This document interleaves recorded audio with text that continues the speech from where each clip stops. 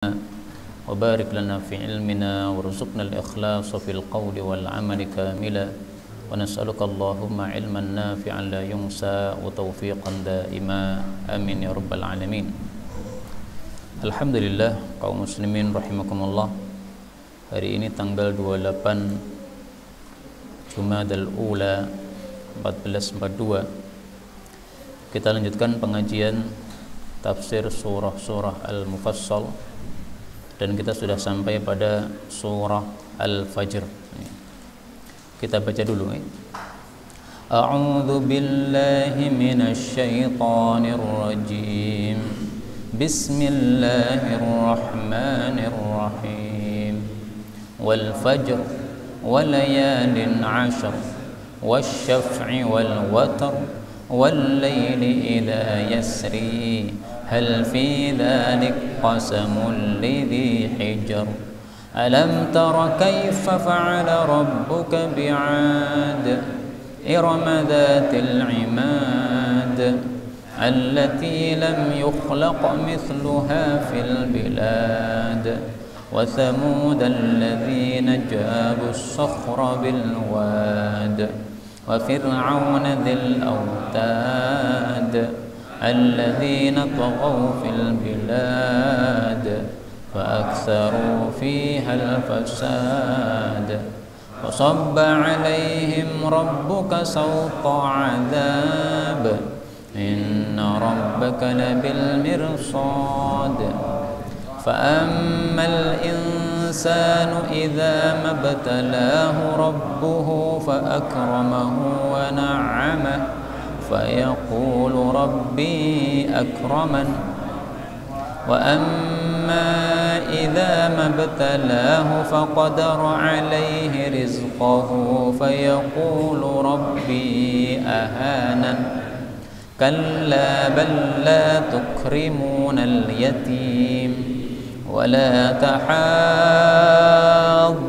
على طعام المسكين وتأكلون التراث أكلا لما وتحبون المال حبا جما كلا إذا دكت الأرض دكا دكا وجاء ربك والملك صفا صفا وجيء يومئذ بجهنم يومئذ يتذكر الإنسان وأنى له الذكرى يقول يا ليتني قدمت لحياتي فيومئذ لا يعذب عذابه أحد ولا يوثق وثاقه أحد يا أيتها النفس المطمئنة ارجعي إلى ربك راضية مرضية فادخلي في عبادي وادخلي جنتي الحمد لله رب العالمين اللهم ارحمنا بالقرآن آمين. Allah Subhanahu wa taala mengatakan pada surah Al-Fajr, wal fajri demi waktu fajar, walayalin demi malam-malam, ashrin yang 10, wasyaf'i demi yang genap, wal witr dan demi yang ganjil. Ada dua bacaan, boleh dibaca al-watr atau al-witr, ya, sama. Wal laili demi malam, idza yasri apabila berjalan, boleh juga dibaca yasr, ya, yasr atau yasri pakai ya. Kemudian Allah mengatakan hal sungguh fi dzalika dalam hal tersebut qasamun ada pelajaran lidhi hijrin bagi orang yang memiliki akal. Kaum muslimin rahimani wa rahimakumullah, ayat-ayat ini termasuk ayat-ayat Makkiyah yang turun sebelum Nabi SAW hijrah ke Madinah Sehingga seperti biasa Allah Subhanahu wa taala bersumpah dengan makhluk-makhluknya. Kemudian setelah itu Allah menyampaikan tentang keyakinan-keyakinan yang harus diyakini oleh umat manusia terhadap Allah Subhanahu wa taala. Wal fajr, demi waktu fajar. Waktu fajar dibuat sebagai sumpah oleh Allah Subhanahu wa taala karena adanya fadilah pada waktu fajar. Keutamaan waktu fajar sangat banyak. Kalau manusia ini setiap hari gelap gulita, tidak ada waktu fajar, kita akan kesusahan hidup ini. Kita perlu kepada sinar. Sehingga kalau ada malam terus, tidak ada siang, tidak ada fajar, maka kita pasti akan kesusahan. Musim hujan saja kita kesusahan ketika baju kita yang kita jemur tidak kering. Padahal Allah sudah munculkan itu siang, tetapi karena kurang panas akhirnya kurang kering, itu sudah kesusahan. Apalagi kalau tidak ada fajar sama sekali atau tidak ada siang sama sekali. Karena itu fajar ini termasuk nikmat Allah yang besar.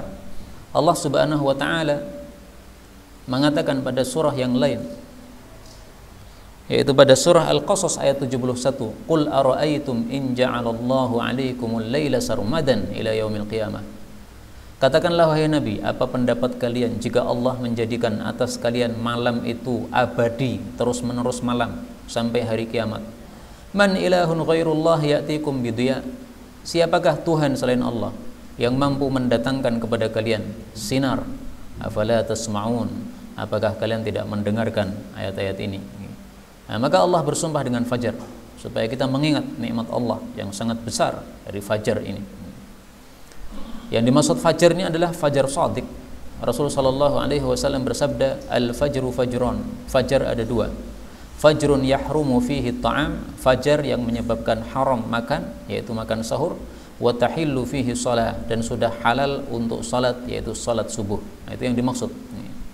Wa fajrun tahrumu fihi shalah, ada juga fajar yang lain, yaitu fajar yang palsu, fajar kadzib, yang masih haram salat, boleh belum salat subuh, wa yahillu fihi ta'am, dan masih halal padanya makan, ya, yaitu fajar kadzib yang mungkin muncul jam 3 atau jam sebelum jam subuh.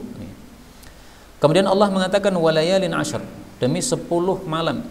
Yang dimaksud 10 malam menurut mayoritas para ulama adalah 10 awal dari bulan Dzulhijjah.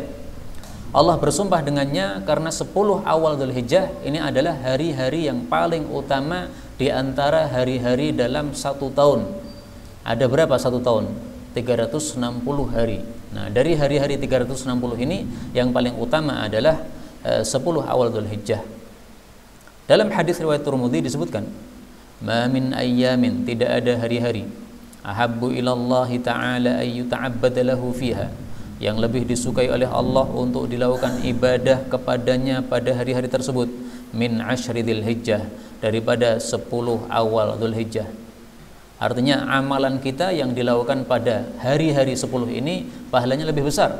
Itulah yang dimaksud dari ahabba ilallah, lebih disukai oleh Allah. Itu maksudnya pahalanya dibesarkan oleh Allah Subhanahu wa taala. Ini hadis ini sampai di sini sahih. Adapun kelanjutannya ini tidak sahih. Ya'dilu siyamu kulli yaumin minha bisiyami sanah. Puasa satu hari pada hari-hari tersebut sebanding dengan puasa setahun. Nah, ini tidak sahih. Wa qiyamul kulli lailatin minha biqiyami lailatul qadr. Qiyamul lail pada 10 malam tersebut seperti malam Lailatul Qadar. Nah, ini kalimat yang kedua ini adalah tidak sahih, sehingga saya perlu jelaskan di sini ketidaksahihannya. Sebagian ulama mengatakan layalin ashr, 10 malam ini adalah 10 malam terakhir dari bulan Ramadan. Memang 10 akhir Ramadan ini memiliki keistimewaan juga karena adanya Lailatul Qadar pada 10 terakhir dari Ramadan. Tetapi mayoritas para ulama menafsirkan layalin ashr ini adalah 10 awal Dzulhijjah. Apapun 10 yang dimaksud oleh Allah, tetapi maksudnya adalah 10 hari istimewa, bukan hari biasa. Wasyaf'i wal watr, yang dimaksud asy-syafa' yang genap ini adalah segala sesuatu selain Allah Subhanahu wa taala. Jadi semua makhluk itu bersifat genap. Adapun al-watr atau al-witr ini maksudnya adalah Allah Subhanahu wa taala. Sebagaimana dalam hadis yang sahih Rasulullah sallallahu alaihi wasallam bersabda, "Innallaha ta'ala witrun yuhibbul witra." Innallaha azza wa jalla, sesungguhnya Allah azza wa jalla, witrun, maha witir, yuhibbul witra, menyukai witir. Demikian juga Rasulullah sallallahu alaihi wasallam berpesan, autiru ya ahlul Quran, lakukanlah salat witir wahai ahli Quran, yaitu umat Islam. Innallaha witrun, sesungguhnya Allah itu witir, ganjil, maksudnya maha esa, yuhibbul witra, menyukai yang witir. Hadis ini riwayat Abu Dawud dan hadis ini derajatnya sahih. Nah, ini termasuk menafsirkan Quran dengan sabda Nabi sallallahu alaihi wasallam. Maka ini termasuk tafsir tingkatan tinggi. Meskipun saya lihat dalam kitab tafsir banyak sekali tafsiran, apa yang dimaksud genap, apa yang dimaksud witir, banyak sekali tafsiran. Tapi menurut saya yang paling bagus adalah tadi, ya, karena sesuai dengan sabda Nabi sallallahu alaihi wasallam. Lah kenapa makhluk itu disebut asy-syaf'i, yang genap? Karena makhluk itu selalu ada tandingannya. Ada yang gemuk, ada yang kurus. Berarti ada tandingannya. Maka ini disebut genap. Ada yang pendek, ada yang tinggi. Nah, ini berarti genap. Ada yang hitam, ada yang putih. Ini genap. Ada yang sakit, ada yang sehat. Ini genap. Ada yang kaya, ada yang miskin. Ini genap.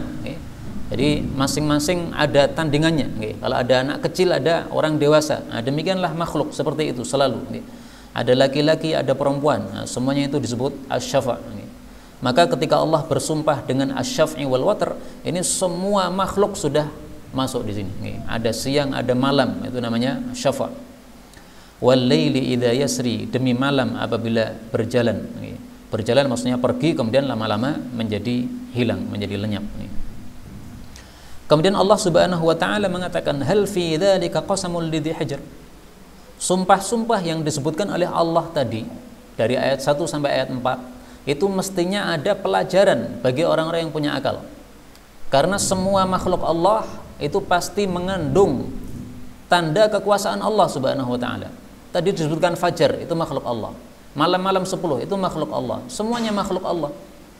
Karena itu para ulama mengatakan, wa fi kulli syai'in ayatu tadullu ala annahu wahidu. Dalam segala sesuatu ada tanda. Tanda apa? Menunjukkan bahwa Allah Subhanahu wa taala Maha Esa. Maka di sini Allah mengatakan, hal fi dzalika qasamul lidzi hijr. Orang yang punya akal pasti bisa mengambil pelajaran dari apa yang sudah disebutkan oleh Allah tadi, makhluk-makhluk Allah. Itu semuanya menunjukkan kekuasaan Allah Subhanahu wa taala. Kemudian untuk menunjukkan kekuasaan Allah, Allah sampaikan kisah terdahulu di mana umat-umat terdahulu kafir disiksa oleh Allah.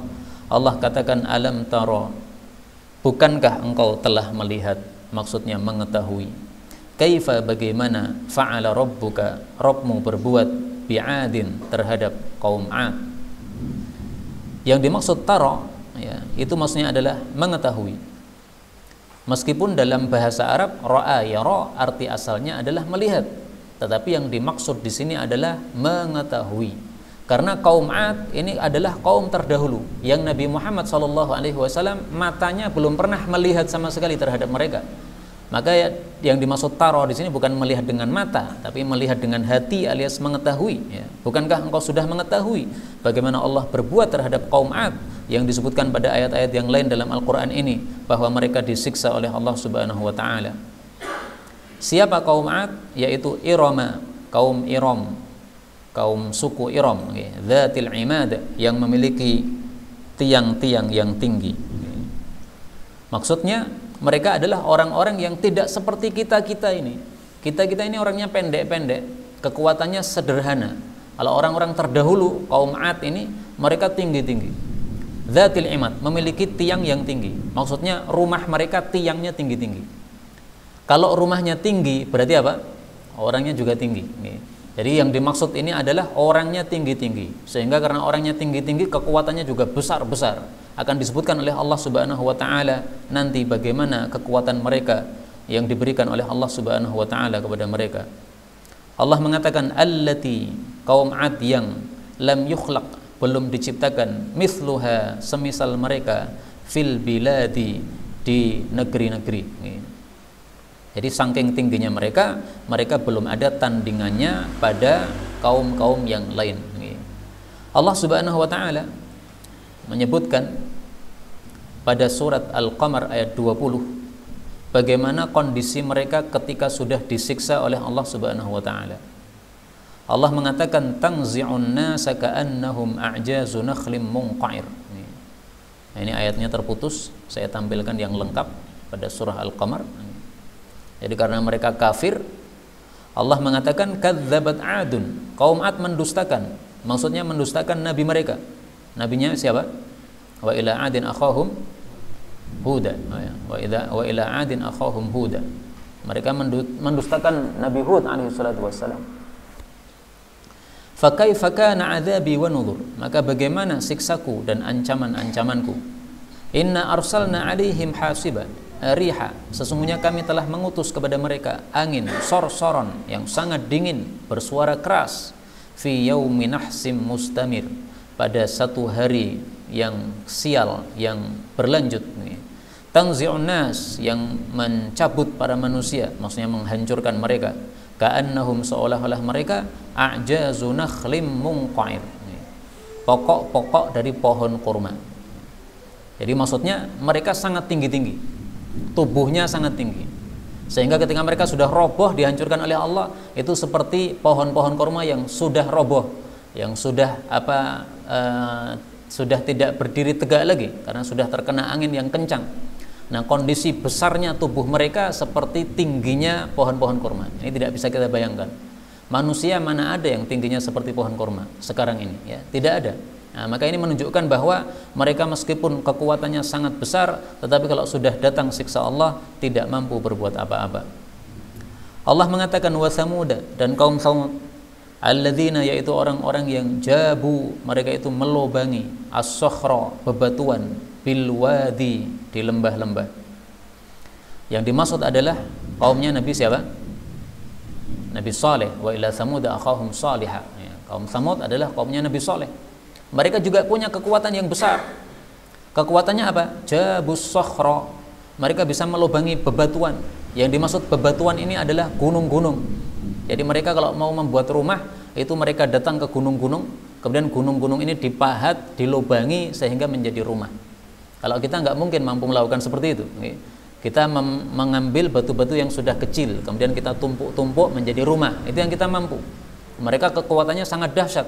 Gunung mereka bisa terowongi dengan tangan mereka, dengan alat-alat mereka, akhirnya jadi rumah. Dan itu peninggalannya masih ada sampai hari ini. Ya. Tetapi kita tidak boleh untuk ziarah ke sana, karena ini tempat-tempat siksaan, tidak sepantasnya kita untuk datang kepada tempat-tempat siksaan. Allah Subhanahu wa taala sebutkan tentang kekuatan mereka itu pada ayat yang lain, yaitu pada surah Al-A'raf ayat 74. Wadhkuru il ja'alakum khulafa'a min ba'di 'adin. Ingatlah wahai kaum Samud, ketika Allah menjadikan kalian sebagai pengganti-pengganti setelah kaum 'Ad. Jadi kaum 'Ad sudah hancur, Allah tumbuhkan kaum Samud. Allah ciptakan kaum Samud. Wa bawwa'akum fil ardi, Allah memberikan tempat kepada kalian di bumi. Tattakhiduna min suhuliha qusura, kalian membuat dari dataran-dataran bumi qusura, istana-istana. Ya, suhul itu adalah tempat yang datar, yang tidak terjal. Adapun gunung-gunung, watanhituna, kalian memahat al-jibala, gunung-gunung, buyuta, menjadi rumah-rumah. Jadi mereka rumahnya ada dua macam. Kalau di tempat-tempat datar, mereka buat istana-istana yang besar. Kalau di gunung-gunung, maka gunung itu mereka pahat menjadi rumah-rumah, ya, digerowongi oleh tangan-tangan mereka. Nah, ini karena kekuatan mereka. Tapi setelah dihancurkan oleh Allah, sudah tidak ada bekasnya sama sekali. Mereka tersisa puing-puing dari bangunan mereka saja. Allah mengatakan wa fir'auna, dan Fir'aun dzil autad, yang memiliki pasak-pasak. Yang dimaksud pasak-pasak ini adalah pasukan-pasukan yang sangat banyak. Pasukan disebut pasak karena pasak itu fungsinya untuk menguatkan. Ada kemah, ada pasaknya. Pasaknya untuk apa? Untuk menguatkan kemah tadi. Nah, demikian juga pasukan-pasukan ini disebut pasak karena untuk menguatkan negara mereka. Kalau tidak ada pasukan, ya negaranya hancur. Ada pasukan yang kuat, negaranya jadi kuat. Maka disebut al-autad. Ada juga tafsir yang lain. Yang dimaksud al-autad adalah adalah Fir'aun idza ghadiba ala ahadin, kalau dia marah kepada seseorang, autadalahu fil ardi arba'ata autadin, dia akan membuat patok di tanah 4 patok. ala yadayhi wa rijlaihi, kemudian diikatkan kedua tangannya dan kedua kakinya pada patok tadi ya.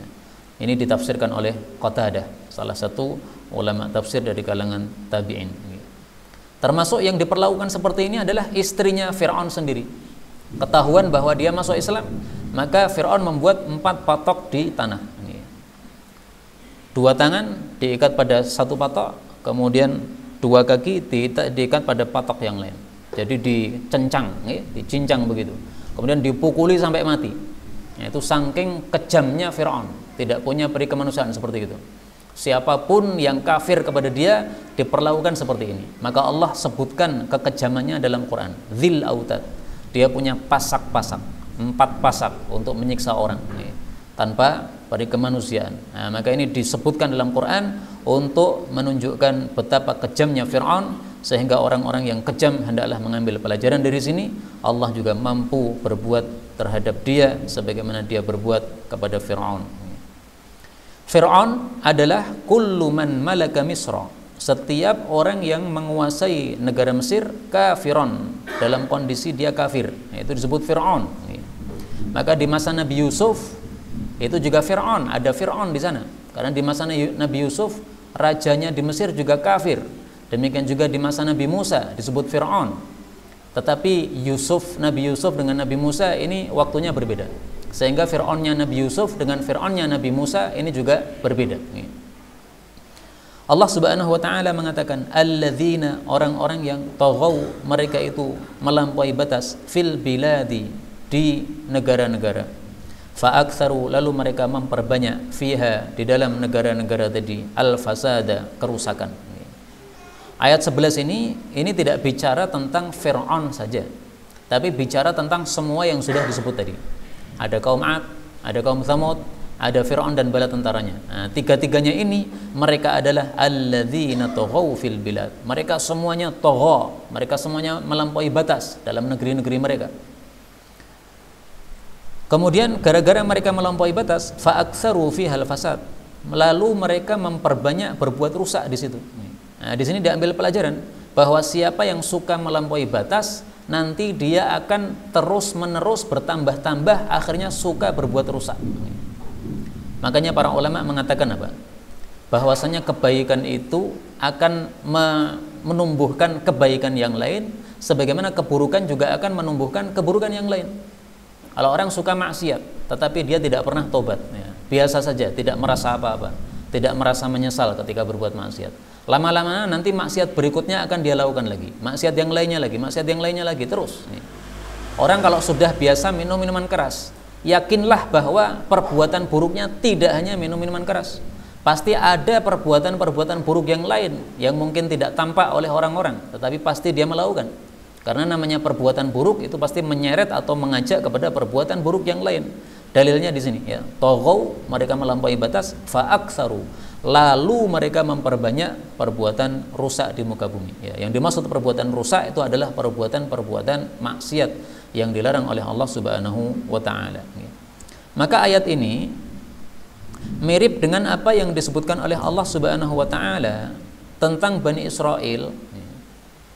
Ketika Bani Israel itu membunuh para nabi-nabi mereka. Pada surat Al-Baqarah ayat 61. Ya. Wa yaqtuluna an-nabiyyina bighairil haqqi, mereka membunuh nabi-nabi mereka tanpa hak. Bayangkan Pak, nabinya dibunuh. Alhamdulillah Nabi Muhammad SAW tidak dibunuh oleh kaumnya. Ini nabi-nabi Bani Israel dibunuh oleh kaumnya. Allah utus nabi malah dibunuh. Nabi Zakaria itu kan diutus kepada Bani Israel, dibunuh oleh Bani Israel. Nabi Zakaria sudah tua, tidak punya penerus, minta kepada Allah supaya dikasih penerus. Akhirnya dikasih Yahya, putranya, meneruskan dakwahnya. Nabi Yahya juga dibunuh oleh para Bani Israel. Jadi nabinya bingung bagaimana caranya supaya umat ini mereka masih dalam hidayah, sehingga dia minta kepada Allah supaya diberikan penerus, malah diberi penerus, malah dibunuh semuanya. Ini Bani Israel. Kenapa mereka tega membunuh nabi? Allah katakan, dzalika, hal itu, yaitu membunuh nabi itu, bima asau, dengan sebab mereka itu maksiat, wa kanu, dan adalah mereka itu ya'tadun, biasa melampaui batas. Jadi bukan ujuk-ujuk membunuh, bukan, tapi karena punya kebiasaan buruk dulu. Kebiasaan buruk 1, kebiasaan buruk 2, kebiasaan buruk 3, 4, 5. Kalau sudah numpuk, ini artinya sudah hitam, sudah atos. Nah itu nanti untuk membunuh Nabi sudah nggak merasa dosa lagi. Nah, karena itu berhati-hatilah kita terhadap maksiat. Jangan menganggap bahwasanya suatu maksiat itu sepele. Sebagian orang atau banyak orang sekarang ini menganggap riba itu sepele. Buktinya riba di mana-mana masih dilegalkan. Sementara zina ditutup-tutup kan? Zina sudah banyak yang ditutup itu. Tetapi riba masih dilegalkan. Nah, padahal mereka tidak paham sama sekali bahwa riba di mata Allah Subhanahu wa taala lebih dahsyat daripada 36 kali zina. Nah, gara-gara riba ini, kalau kita membiarkan diri kita melakukan riba terus-menerus, lama-lama hati jadi gelap. Nah, kalau sudah gelap, nanti maksiat-maksiat jadi mudah. Tidak terasa maksiat, terasanya nikmat aja. Sebagaimana mereka membunuh para nabi, tidak terasa apa-apa karena sudah biasa maksiat. Nah, maka di sini juga fa aktsaru fihal fasad. Gara-gara taghaw maka aktsaru fihal fasad. Allah mengatakan fasabba, lalu Allah pun menimpakan alaihim terhadap mereka rabbuka, ya Rabbmu, sauta adzabin, cambuk siksa. Yang dimaksud cambuk siksa ini adalah siksaan yang sangat-sangat dahsyat. Karena cambuk itu adalah biasanya digunakan untuk memukul orang pada zaman dahulu. Maka kalau disebutkan cambuk siksa, ini maksudnya adalah siksaan yang sangat dahsyat yang menghancurkan mereka semuanya tanpa tersisa. Inna rabbaka, sesungguhnya Rabbmu, labil mirsad, sungguh berada dalam tempat pengawasan. Maksudnya Allah Subhanahu wa taala selalu mengawasi para hambanya. Kalau ada orang-orang kafir berbuat maksiat, mereka menganggap bahwasanya aman, tidak ada masalah. Sebenarnya Allah itu mengawasi mereka, hanya mereka tidak sadar saja. Maka ayat ini sama dengan ayat yang lain ketika Allah Subhanahu wa taala mengatakan wallahu min waraihim muhita pada surah Al-Buruj. Balil ladzina kafaru fi takdzib, bahkan orang-orang kafir mereka selalu dalam mendustakan. Wallahu, dan Allah itu min waraihim, dari belakang mereka, muhitun, meliputi. Maksudnya Allah selalu mengawasi mereka. Seandainya Allah langsung berikan siksaan pada waktu itu juga ketika mereka awal berbuat maksiat, sangat-sangat mampu Allah. Tapi memang Allah tidak bersifat seperti itu. Ditunggu maksiatnya sampai penuh dulu. Kalau maksiatnya sudah penuh baru kemudian diturunkan siksa kepada mereka.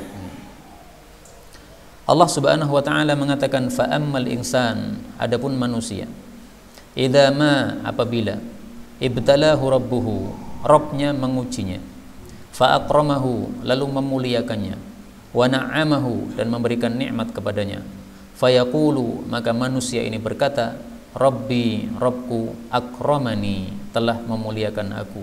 Ini boleh dibaca akraman atau akramani. Wa amma, dan adapun idza ma, apabila ibtalahu, dia mengujinya, faqadara alaihi rizqahu, lalu dia menyempitkan terhadapnya rizkinya, fayaqulu, maka dia akan mengatakan, Rabbi, Rabbku, ahanani, telah menghinakan aku. Ini boleh dibaca ahanan atau ahanani. Yang dimaksud fa'amal insan, manusia, di sini adalah manusia al-kafir, manusia kafir. Jadi ini sifatnya orang kafir yang disebutkan pada ayat ini. Sifatnya orang kafir bagaimana? Mereka salah paham. Dikira kalau diberi kekayaan itu berarti Allah Subhanahu wa taala ridha kepada dia. Berarti Allah memuliakan dia. Kalau diberi miskin, diberi sakit dan sebagainya, itu berarti pertanda bahwasanya Allah benci kepada dia. Berarti Allah menghinakan dia. Nah, ini pikirannya orang-orang kafir. Kalau pikiran ini benar, berarti wali-wali Allah itu semuanya dibenci Allah. Karena banyak wali-wali Allah yang diuji dengan kefakiran, diuji dengan sakit, diuji dengan musibah-musibah yang sangat banyak. Sebagaimana sabda Nabi SAW, bahwasanya Allah itu kalau mencintai suatu kaum malah memberikan ujian yang banyak kepada mereka. Innallaha idza ahabba qauman ibtalahum. Sesungguhnya Allah itu kalau mencintai suatu kaum akan memberikan bala atau ujian kepada mereka. Nah, kalau benar pemikiran mereka, berarti para wali-wali Allah itu semuanya dibenci Allah. Nah, ini pemikiran yang jelas salah seperti ini. Tanda Allah ridho itu bukan kaya, bukan. Kaya itu bukan tanda apa-apa. Karena kaya itu sebenarnya netral, harta itu netral, tergantung siapa yang pakai. Kalau harta dipakai oleh orang yang baik, jadi baik. Harta dipakai oleh orang yang buruk, jadi buruk. Nah, maka itu sama sekali tidak merupakan tanda apakah Allah ridha ataukah Allah murka. Nggak ada tanda-tanda di situ, nggak ada. Tanda Allah ridha adalah kalau kita diberi kaya kita bersyukur. Tanda Allah ridha adalah kalau kita diberi miskin kita sabar. Itu tanda Allah ridha. Jadi bukan hartanya yang dihitung, tetapi bagaimana sikap dia terhadap apa yang diberikan oleh Allah Subhanahu wa taala. Maka al-insan di sini orang-orang kafir. Bukan seluruh manusia, bukan, tapi manusia kafir. Sifatnya seperti ini. Karena itulah dalam sebagian tafsir dikatakan nazalat fi Umayyah bin Khalaf. Ayat ini turun berkaitan Umayyah bin Khalaf. Ini memang salah satu tokoh kafir Quraisy. Dia kalau lagi duitnya banyak maka dia mengatakan akraman. Allah memuliakan saya ini. Kalau pas bangkrut bisnisnya maka dia mengatakan ahanan. Saya dihinakan oleh Allah Subhanahu wa taala ini, seperti ini. Nah, maka Allah Subhanahu wa taala menolak ucapan dia. Itu ucapan yang salah seperti itu. Allah katakan kalla, tidak sekali-kali. Bal bahkan la tukrimuna, kalian tidak memuliakan al yatima, anak yatim. Nah, ini juga lagi-lagi sikapnya Umayyah bin Khalaf. Di rumahnya ada seorang anak yatim, dia merawat anak yatim, tetapi tidak pernah menghormati anak yatim yang dia rawat. Dia semena-mena terhadap anak yatimnya, tidak memberikan haknya. Semana-mana terhadap anak yatim ini, padahal dia sudah susah kehilangan bapaknya, kehilangan ibunya, dia rawat tapi kemudian tidak menghormatinya. Nah, seperti ini adalah sesuatu yang tidak sesuai dengan apa yang dikehendaki oleh Allah Subhanahu wa taala. Dalam satu hadis, meskipun saya jujur hadisnya adalah dhaif, tetapi isinya bagus. Khairu baitin fil muslimin, rumah terbaik di kalangan umat Islam, baitun fihi yatimun, adalah satu rumah di dalamnya ada anak yatim, yuhsanu ilaihi, yang mereka berbuat baik kepada si yatim ini. Wa syarru baitin fil muslimin, adapun rumah yang paling jelek di kalangan umat Islam, baitun fihi yatimun, adalah satu rumah di dalamnya ada anak yatim, yusa'u ilaihi, yang mereka berbuat jelek kepada anak yatim ini. Maka Rasulullah menghasung supaya kita berbuat baik kepada anak yatim. Ana wa kafilul yatim, saya dan orang yang menanggung anak yatim, fil jannati hakada, nanti di dalam jannah seperti ini. Seperti ini maksudnya dekat posisinya dengan Nabi sallallahu alaihi wasallam. Ini hadis riwayat Ibnu Majah, tapi memang secara sanadnya adalah dhaif. Tapi secara maknanya bagus, isinya bagus. Kemudian Allah mengatakan wala tahadduna. Ini cara membacanya sampai 6 harokat. Tahad, karena setelah mat ada tasydid. Nah, maka ini cara membacanya apa? Panjangnya sampai 6 harokat. Kalau yang kita biasa sebut mad jaiz munfasil, nah itu 2 harokat cukup. A. Kalau mad wajib munfasil itu 4 harokat cukup. Ja. Tapi kalau yang seperti ini, nah, maka ini musaqqal, ini harus berat, maka bacanya panjang. Jadi tidak boleh 2 harokat atau 4 harokat, 6 harokat wajib. Kalau tidak seperti itu berarti bacaan kita tidak sesuai dengan kaidah tajwid yang benar. Wala tahadduna, dan kalian itu tidak menghasung, saling menghasung, ala ta'amil miskin, untuk memberi makan kepada orang-orang miskin. Ini teguran kepada Umayyah bin Khalaf tadi. Dia diberi kekayaan oleh Allah, tetapi tidak peduli terhadap orang-orang miskin yang ada di sekitarnya. Nah, orang-orang muslim tidak boleh seperti itu. Orang-orang muslim hendaklah mereka mengetahui bahwasanya harta yang diberikan oleh Allah kepadanya sebenarnya hanya titipan dari Allah Subhanahu wa taala. Bukan untuk dihabiskan, tetapi untuk diperlakukan sebagaimana yang diwajibkan oleh Allah Subhanahu wa taala. Rasul sallallahu alaihi wasallam bersabda bahwasanya Allah Subhanahu wa taala mengatakan, innallaha ta'ala qala, sesungguhnya Allah berkata, inna anzalnal mal, sesungguhnya kami turunkan harta, liiqamis shalah, untuk menegakkan salat, wa itaiz zakah, dan membayarkan zakat. Jadi harta diturunkan utamanya supaya salat tegak, zakat dilakukan. Nah, maka orang-orang kaya yang wajib zakat itu hanyalah titipan untuk dia saja, bukan milik dia, tapi miliknya orang-orang miskin, itu hak-haknya mereka. Nah, kalau tidak diberikan kepada mereka berarti tidak sesuai dengan tujuan Allah menurunkan harta. Tujuannya salah satunya adalah ini, itaiz zakah, untuk membayarkan zakat. Nah, zakat diberikan kepada orang-orang miskin. Maka di sini Allah mengatakan wala tahadduna ala ta'amil miskin. Ayat ini turun berkaitan dengan ucapan orang-orang kafir, anut'imu man law yasha'ullahu at'amah. Kita cari ayatnya dalam Al-Qur'an. Ini disebutkan oleh Allah pada surah Yasin ayat 47.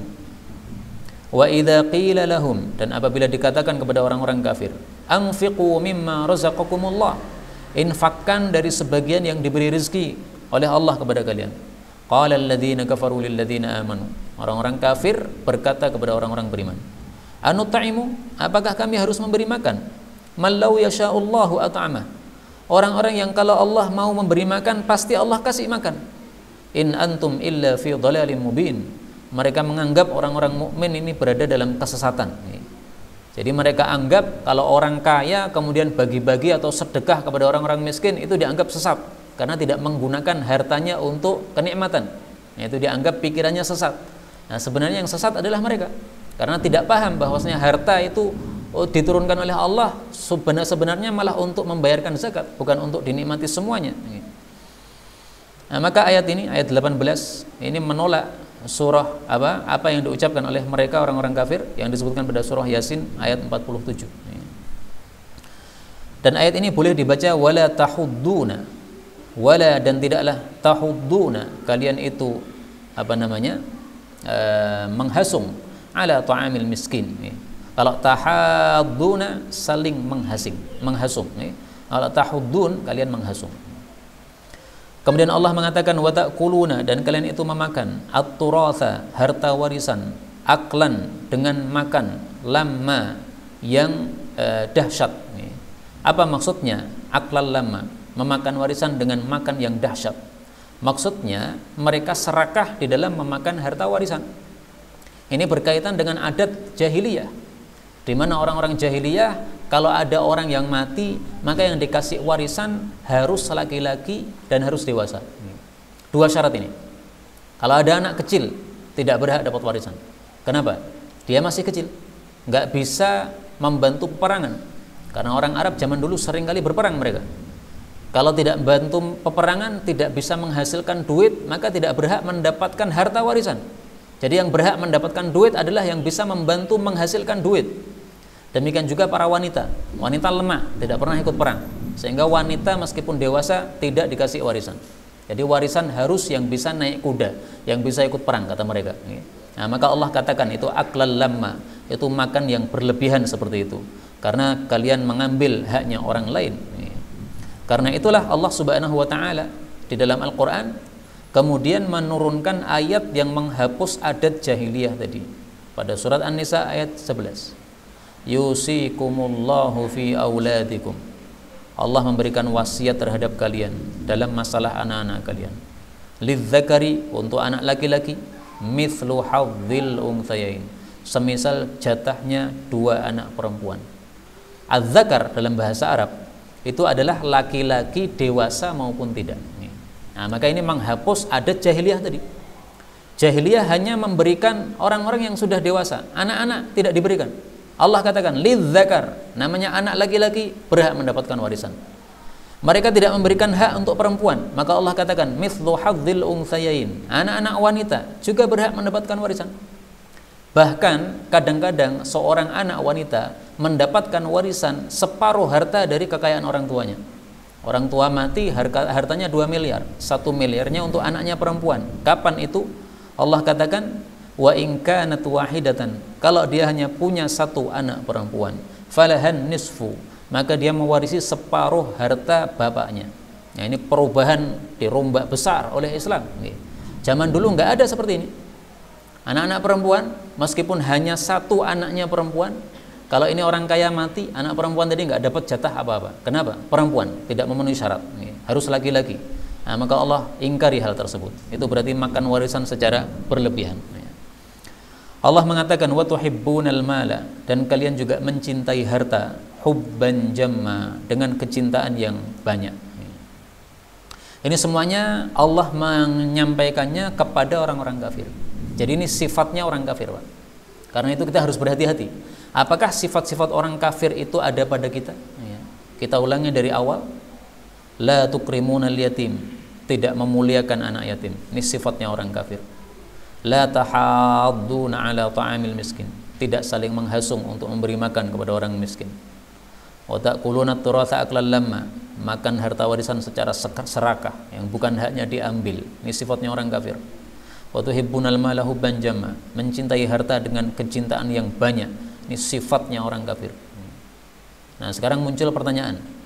Kapan seseorang itu disebut mencintai harta dengan cinta yang banyak? Karena semua kita pasti cinta harta. Kita melihat uang senang, dapat gaji senang. Namanya manusia begitu, diciptakan oleh Allah memang suka harta.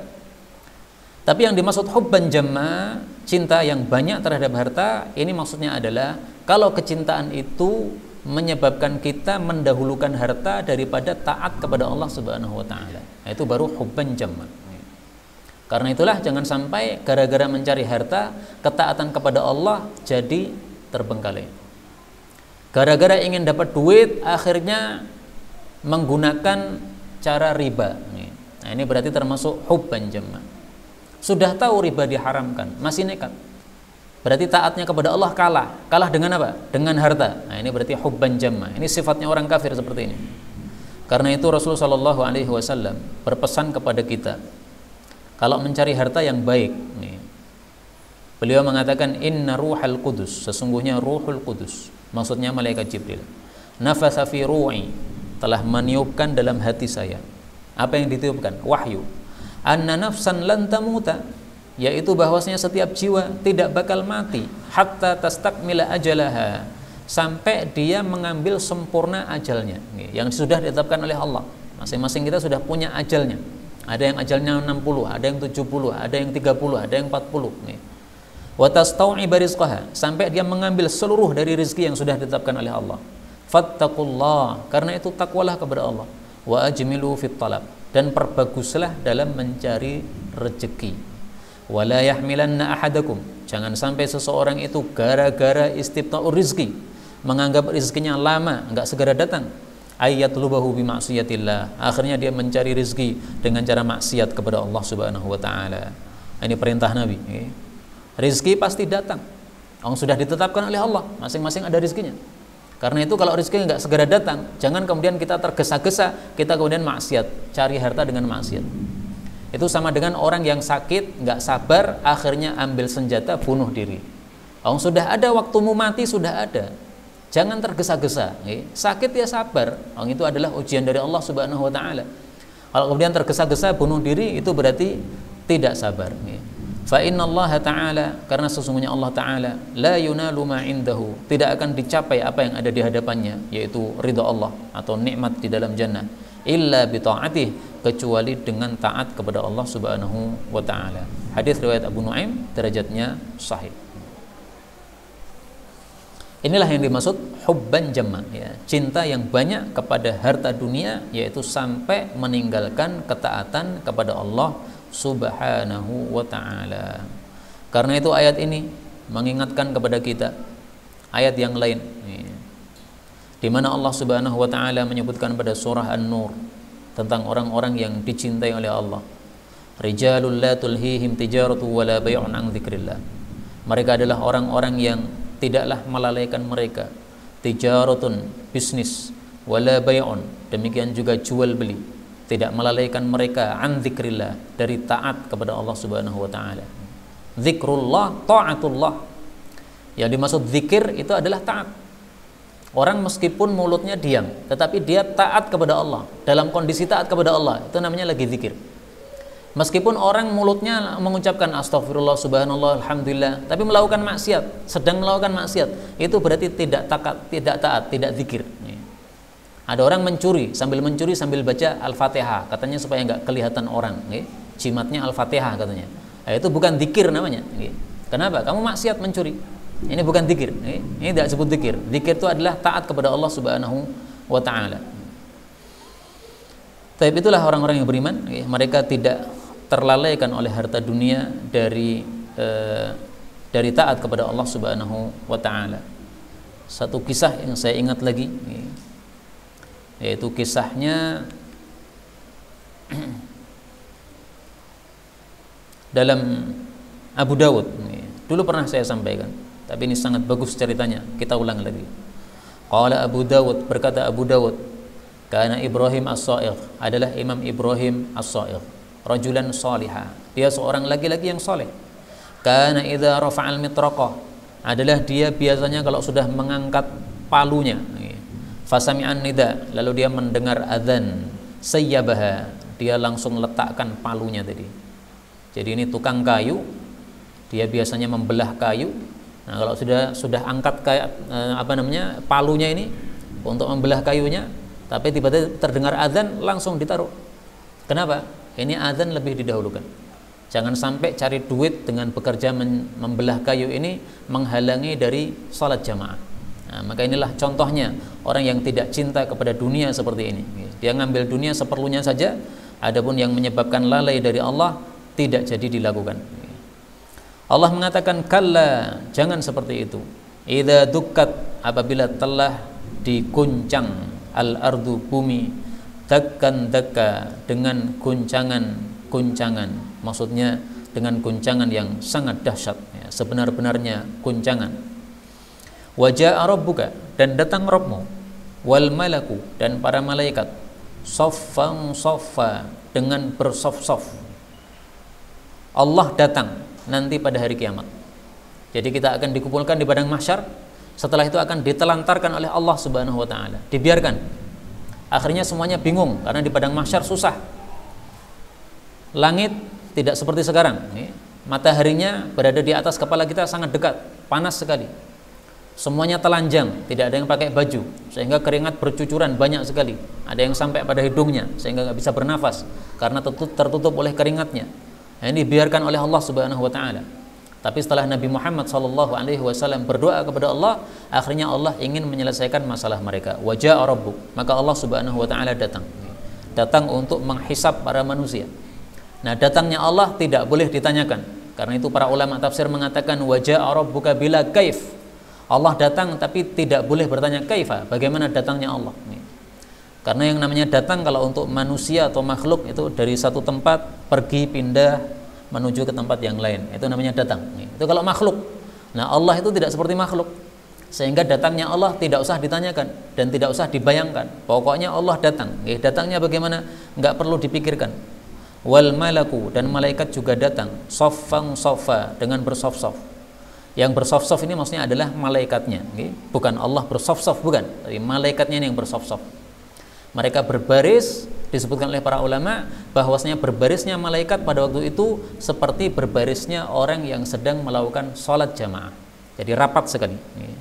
Pundak menempel dengan pundak, kaki menempel dengan kaki. Ini safnya para malaikat. Masalah ini disebutkan oleh Nabi SAW dalam hadis yang sahih, bahwasanya safnya malaikat itu seperti safnya kita sholat. Beliau mengatakan, aqimus sufuf, luruskan saf kalian, fa innama tusaffuna bisufufil malaika, tiada lain kalian itu dibaris untuk salat seperti barisannya para malaikat di hadapan Allah Subhanahu wa taala.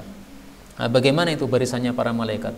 Hadu bainal manakibi, luruskan antara pundak-pundak, wasuddul khalal, rapatkan antara celah-celah, ditutup celahnya. Walinu bi aidi ikhwanikum wala tadharu furujatil lisyaitan, jangan kalian tinggalkan, jangan kalian biarkan ada celah sehingga setan bisa masuk. Wa man wasala saffan wasalahu Allah, siapa yang menyambung safnya rapat, maka Allah akan menyambung rahmatnya. Wa man qata'a saffan qata'ahu Allah, barang siapa yang memutus saf tidak rapat, maka Allah akan memutus dari rahmatnya. Ini hadis riwayat Abu Dawud. Nah, inilah safnya para malaikat seperti ini, rapat. Rasulullah juga bersabda, ala tasuffun, kenapakah kalian tidak bersaf kama tusafful malaikatu inda rabbiha, sebagaimana para malaikat berbaris di hadapan Allah. Yutimmunas salata bis-sufufil awwal, mereka menyempurnakan salat dengan memenuhi saf-saf yang pertama dulu. Kalau pertama sudah penuh baru belakangnya. Wa yatarassuna fis-saf, dan mereka para malaikat juga saling rapat dalam saf mereka. Hadis riwayat Imam Muslim, sahih. Ini safnya para malaikat sama dengan safnya kalau kita sholat berjamaah, kita disuruh rapat. Jangan 1 meter jaraknya, jangan. Rapat, yang rapat. Karena ini adalah perintah dari Allah Subhanahu wa taala. Meskipun kalau ada orang yang berijtihad bahwasanya ini kondisi corona karena dikhawatirkan penularan sehingga softnya dibikin berjarak, dan kita sebagai makmum di masjid tersebut kita tidak bisa membuat aturan sendiri, kita sebagai makmumnya bukan sebagai takmirnya, ya kita sholat berjarak nggak ada masalah. Kalau ada dosa di situ, kalau ada kesalahan di situ, itu tanggung jawabnya orang yang mengatur, bukan kita yang diatur. Kita sholat di situ nggak ada masalah, karena kita bukan yang mengatur, kita hanya yang diatur. Sholat kita tetap sah, karena memang soft yang tidak rapat itu bukan berarti sholatnya tidak sah, tidak. Sholatnya tetap sah karena bukan termasuk dari syarat sahnya sholat berjamaah. Kemudian Allah Subhanahu wa taala mengatakan, waji'a yauma idzin, dan didatangkan pada hari itu, bi jahannam, neraka jahannam, yauma idzin, pada hari itu, yatadzakkarul insan, manusia ingat, wa anna, dan bagaimana, lahu, berguna kepadanya, adzikra, ingat tersebut. Maksudnya nanti di padang mahsyar akan didatangkan neraka jahannam. Siapa yang mendatangkan neraka jahannam? Dulu sudah pernah kita sampaikan hadisnya. Neraka jahanam akan diseret oleh para malaikat. Berapa malaikat yang menyeret? Yu'ta bi jahannam, akan didatangkan neraka jahanam. Yauma idzin, pada hari itu, yaitu di akhirat. Laha sab'una alfa zimamin, jahanam memiliki 70.000 tali kekang.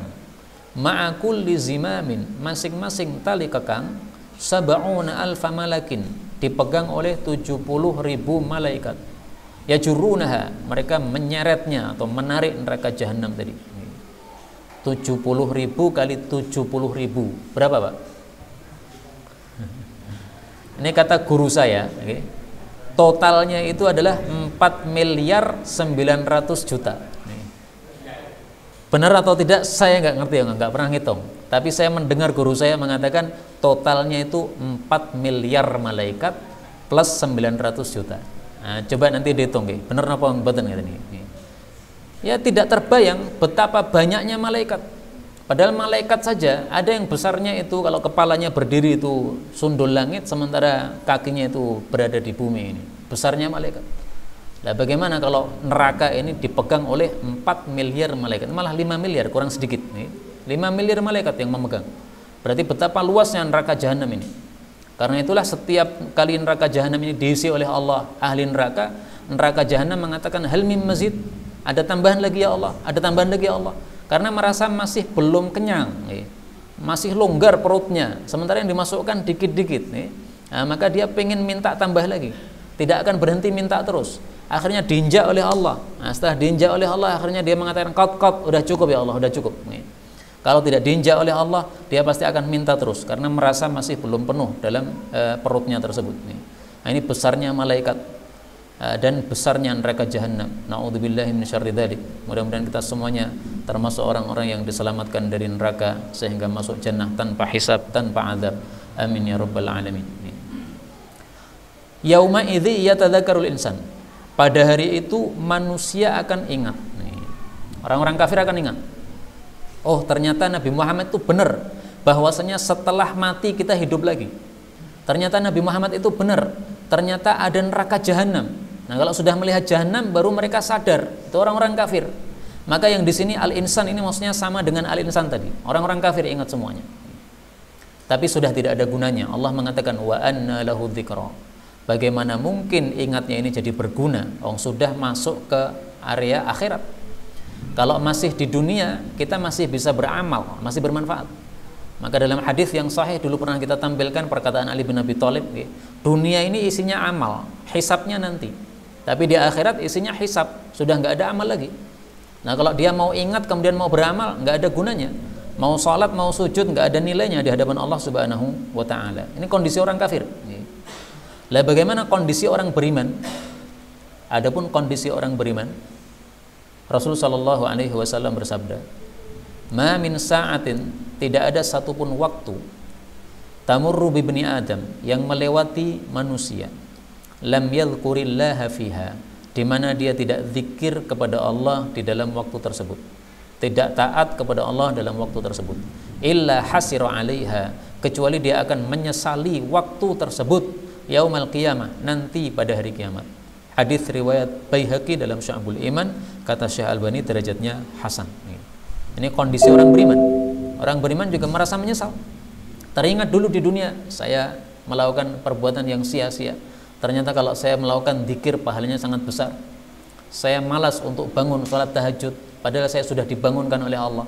Padahal kalau saya salat tahajud pahalanya besar. Nah, itu nanti menyesalnya di hari kiamat. Kalau sekarang di dunia mungkin belum menyesal, biasa aja. Tidak salat tahajud biasa aja. Tapi nanti ketika di akhirat, siapa yang tidak mau salat tahajud akan menyesali, sebagaimana dalam hadis ini. Ada waktu di mana dia bisa zikir, tidak mau zikir, maka dia akan menyesalinya pada hari kiamat nanti. Allah mengatakan, yaqulu, orang kafir ini mengatakan, ya laitani, wahai alangkah inginnya aku, qaddamtu, aku mendahulukan, li hayati, untuk kehidupanku ini. Maksudnya alangkah inginnya aku bisa melakukan amal-amal baik untuk menghadapi kehidupan di akhirat. Jadi ternyata kehidupan dunia itu hanya fata morgana, sementara. Paling berapa lama? Paling tua, paling sekarang ini 100 tahun, itu sudah paling tua. Rata-rata 60 tahun, 70 tahun. Lebih dari itu sangat jarang sekali. Nah, maka kehidupan yang hanya 60 tahun, kalau dibandingkan dengan kehidupan yang abadi di dalam akhirat, ini berarti seperti fata morgana saja. Seperti kalau kita melihat di sana ada air, ternyata setelah kita datang nggak ada apa-apa. Nah, demikian juga kehidupan hanya 60 tahun, ini kalau dibandingkan dengan akhirat yang kekal, nggak ada nilainya sama sekali. Karena itu mari kita berpikir, hidup kita di dunia sebenarnya untuk apa? Untuk menumpuk kekayaan? Kalau untuk menumpuk kekayaan nanti juga ditinggal mati, nggak dibawa juga. Untuk punya rumah yang besar, yang mewah, kalau punya rumah yang mewah nanti juga mati ditinggal juga, nggak ada gunanya. Yang berguna hanya satu, amal saja. Amal itu yang bersama kita. Orang mati diikuti oleh keluarganya, diikuti oleh hartanya, diikuti oleh amalnya. Tapi kemudian duanya pulang, hartanya pulang, mobilnya kalau mengantar, mobilnya pulang, keluarganya kalau mengantar juga pulang. Tapi amal yang bersama dia dalam kuburan. Nah, itu yang paling bermanfaat untuk manusia. Allah mengatakan fayauma idzin, maka pada hari itu la yu'adzabu, tidak ada yang disiksa, adzabahu, seperti siksaannya, ahadun, seorang pun. Boleh juga dibaca la yu'adzibu, ya. Fayauma idzin, maka pada hari itu la yu'adzibu, tidak ada yang menyiksa, adzabahu, seperti siksaan Allah, ahadun, seorang pun. Jadi siksaan Allah di akhirat adalah siksaan yang paling ngeri. Sudah kita gambarkan dulu bagaimana kondisi orang kafir. Satu giginya itu sebesar gunung Uhud. Kemudian kulitnya ini tebalnya berapa kemarin itu? 20 meter. Nah, itu berapa tebalnya kulit orang kafir. Ini menunjukkan siksaan yang sangat dahsyat untuk mereka. Maka Allah mengatakan la yu'adzibu 'adzabahu ahad. Tidak ada yang menyiksa seperti siksaan Allah seorang pun. Kalau dibaca yu'adzab, fa yauma idzin, maka pada hari itu la yu'adzabu, tidak ada yang disiksa, adzabahu, seperti siksaan kepada si kafir tadi, ahadun, seorang pun. Jadi maksudnya siksaan kepada orang kafir itu siksaan yang paling dahsyat. Nggak ada lagi siksaan yang lebih dahsyat daripada siksaan kepada orang-orang kafir. Wala yuthiku, dan tidak ada yang mengikat atau memborgol, wasaqahu, seperti borgolnya Allah Subhanahu wa taala, ahadun, seorang pun.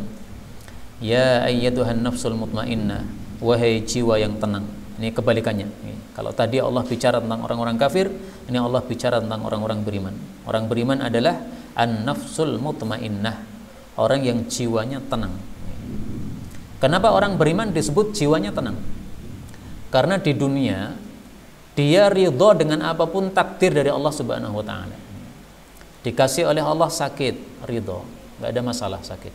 Yang mengirim Allah, yang menciptakan saya Allah, yang memberikan sakit saya Allah, yang nggak ada masalah. Diberi musibah oleh Allah Subhanahu wa taala, anaknya mati, istrinya mati, yang nggak ada masalah. Ini semuanya adalah Allah yang melakukan. Orang istri itu hanya titipan dari Allah, diambil oleh Allah, ya terserah Allah. Anak titipan Allah, diambil oleh Allah, terserah Allah.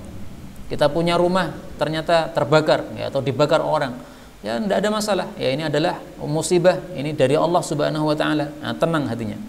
Maka orang beriman disebut mutmainnah karena dia tenang, rela terhadap apapun yang ditetapkan oleh Allah Subhanahu wa taala. Rasulullah bersabda, "Inna idhamal jaza", sesungguhnya besarnya pahala, ma'a idhamil bala, sesuai dengan besarnya bala yang diterima. Wa innallaha ta'ala idza ahabba qauman ibtalahum, Allah kalau mencintai kaum memberikan bala pada mereka. Faman radiya, barang siapa yang ridha terhadap ujiannya Allah, falahur ridha, dia diridhoi Allah. Wa man sakhita, barang siapa yang murka mendapatkan ujian dari Allah, ya tidak terima kepada Allah, falahu sukhtu, maka dia juga akan dimurkai oleh Allah Subhanahu wa taala. Hadis riwayat Tirmidzi sahih. Faman radiya falahur ridha. Ini orang beriman. Orang beriman kalau diberi musibah oleh Allah ridha. Ada 3 tingkatan, Pak. Pertama, orang yang keluh kesah, berarti tidak sabar, tidak terima dengan ujian Allah. Yang kedua, orang yang sabar. Yang ketiga, orang yang ridho. Apa bedanya ridho dengan sabar? Menurut sebagian ulama, kalau ridho itu tingkatannya di atas sabar, yaitu dia senang dengan apa yang diberikan oleh Allah. Dikasih sakit bukan hanya sabar, bukan hanya tidak berkeluh kesah, bukan hanya terima, tetapi selain itu juga senang. Senang kenapa? Ini perbuatan Allah. Allah itu maha baik. Apapun yang diberikan oleh Allah kepada saya baik. Tujuannya baik. Kenapa engkau sakit malah senang? Nggak ada masalah. Sakit ini dari Allah, ada hikmahnya. Allah memberikan sakit kepada saya supaya gugur dosa-dosa saya. Nah, itulah yang dimaksud ridho menurut sebagian ulama. Mutmainnah, jiwa yang tenang, yaitu ridho kalau diberi musibah oleh Allah Subhanahu wa taala. Demikian juga orang beriman disebut mutmainnah, tenang, itu karena di akhiratnya dia tenang, tidak takut terhadap siksa Allah Subhanahu wa taala. Jadi nanti di akhirat yang takut terhadap siksa itu orang-orang kafir. Orang-orang beriman tenang. Kenapa? Mengetahui bahwa dia nanti akan diselamatkan oleh Allah Subhanahu wa taala. Maka Allah mengatakan, "Irji'i ila rabbika", kembalilah kepada Rabbmu, kepada Allah, radiyatan, dalam keadaan ridha, mardiyatan, diridhoi. Yang dimaksud ridha itu adalah puas terhadap balasan yang diberikan oleh Allah. Yang dimaksud mardiyah, diridhoi oleh Allah Subhanahu wa taala.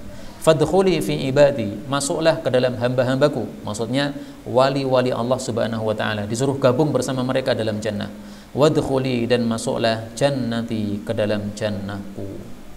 Kaum muslimin rahimani wa rahimakumullah. Ayat ini sekaligus menunjukkan bahwa orang itu, orang beriman, kalau dia mati itu sebenarnya berada dalam kenikmatan. Karena Allah menyambut dia, udkhuli fi ibadi wadkhuli jannati. Silahkan masuk jannah. Maka sabda Nabi SAW mengatakan, ma'alal ardi min nafsin tamutu, tidak ada seorang pun di atas bumi yang mati, walaha indallahi khairun, sementara dia mendapatkan pahala di hadapan Allah, mendapatkan balasan yang baik di hadapan Allah. Tuhibbu an tarji'a ilaikum, tidak ada yang pengen balik lagi hidup di dunia, itu enggak ada. Walahad dunya, meskipun dia menguasai seluruh dunia, enggak ada. Jadi saudara-saudara kita yang sudah mati, kalau mereka memang mati mendapatkan kenikmatan dari Allah, itu sama sekali tidak pengen untuk hidup lagi di dunia. Kalau perasaan kita mungkin kasihan, orangnya sudah mati, dia belum menikah sudah mati, kasihan sudah mati padahal belum terlalu tua. Itu kan perasaan kita. Kalau perasaan dia nggak begitu. Perasaan dia karena sudah mendapatkan nikmat Allah, seandainya disuruh balik lagi, mau nggak balik lagi hidup dunia? Karena teman-temanmu menyayangkan kematianmu, kamu pengen balik lagi hidup, nggak bakal dia mau. Yang mengatakan Nabi, ya, tuhibbu an tarji'a ilaikum, nggak bakal dia suka untuk balik lagi kepada kalian, nggak bakal. Kenapa? Sudah dapat kenikmatan dari Allah. Itu kalau dapat kenikmatan. Nah, mudah-mudahan kita semuanya mati dalam keadaan husnul khatimah sehingga mendapatkan kenikmatan yang banyak dari Allah Subhanahu wa taala. Wallahu a'lam bissawab. Inilah yang dapat dibacakan, benarnya dari Allah, dan apabila ada salah fa astaghfirullahal azim li wa lakum.